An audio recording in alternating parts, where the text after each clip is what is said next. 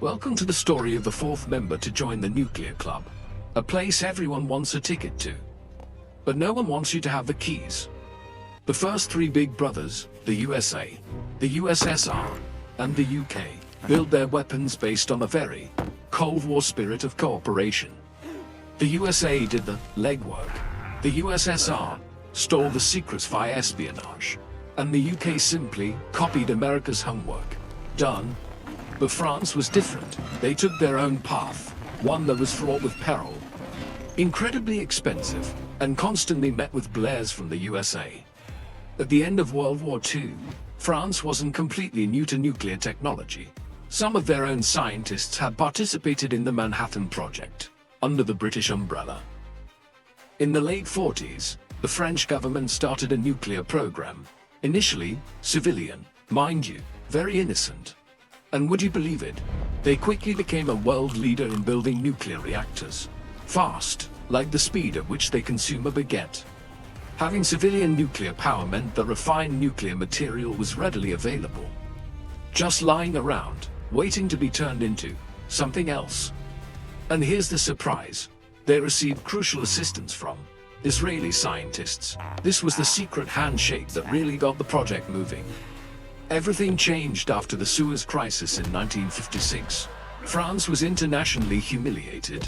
It felt like being slapped across the face by the whole world. They realized the USA and the UK could never be relied upon to press the nuclear button just to defend France. Sad. So, they decided they would build their own. They even briefly partnered with West Germany and Italy to build a shared nuclear arsenal for War III. That freeway plan was instantly scrapped when Charles de Gaulle became president in late 1958. De Gaulle wanted France's nuclear program to be as self-sufficient as possible. So self-sufficient that it nearly bankrupted the national defense budget. And here was the biggest difference. Unlike the UK, France received neither a cent nor a single secret from the USA. The USA completely opposed the idea, not hostile in a warfare sense, but hostile in a judgmental older brother kind of way. Why help the UK but not France? The issue wasn't friendship, it was France's drastically different nuclear strategy. The UK agreed to maintain the same deterrent policy as the USA. No escalation. Likewise. No first strike, response in kind, very predictable. France, however, had a crazier plan. They believed only nuclear retaliation could stop a Soviet invasion. The goal? To force the Soviet Union to choose. Invade and lose half of Ukraine and Belarus. Or retaliate with their own nukes. And if the Soviets did that, well, the radiation wouldn't care about borders. It would fly straight to the UK and the USA. To France, that was a victory. They would force the UK and USA to use their own arsenals. Absolutely brilliant. You can see why the USA and UK weren't exactly keen on this idea. Right, who wants to be forced into a world war by an ally? But regardless, France pressed on, with the collaboration of the Israeli scientists. The work moved quickly. And finally, the historic moment, in 1960, France tested its first bomb. The test was carried out in Algeria, and immediately afterwards, the Israeli scientists were dismissed.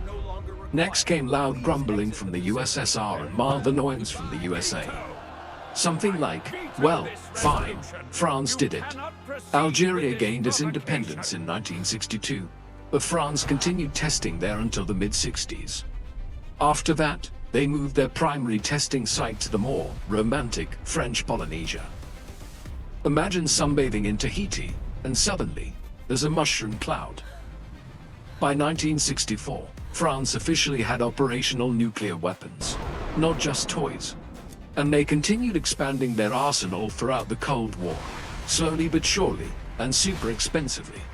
Despite varying levels of opposition and side-eye from the big brothers, France had officially joined the club. So, that's how France did it. Self-sufficiency. Or, self-paid, self-taught, and self-risked. The French nuclear program, or force de frappe, truly symbolized the stubbornness, decisiveness, and sheer audacity of France. They proved you don't need to steal secrets or copy homework. You just need enough money and enough courage to challenge both superpowers.